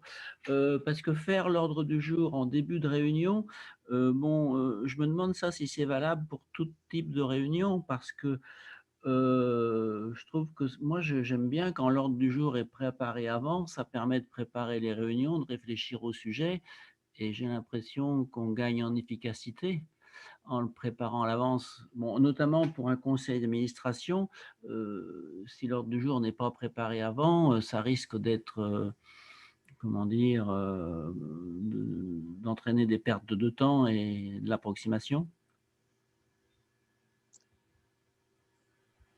Ouais, question intéressante. Alors, tu parles d'un conseil d'administration et je connais alors, je sais pas, un CA d'association, tu parles? Bah, d'association, par exemple, oui. Ouais. En fait, dans les associations où il y a des professionnels euh, et où les membres du CA peuvent pas se réunir trop souvent, ce qui est le cas souvent hein, des associations que j'accompagne, parce que finalement, les militants dans les assos, ils sont dans plusieurs assos en même temps. Et du coup, ben, ils ne peuvent pas passer toute leur vie dans le CA de tel ou tel asso. Résultat, on a des salariés, effectivement, qui mettent en place une réunion mensuelle, par exemple. Et lors de la réunion mensuelle, il y a plein de choses à voir.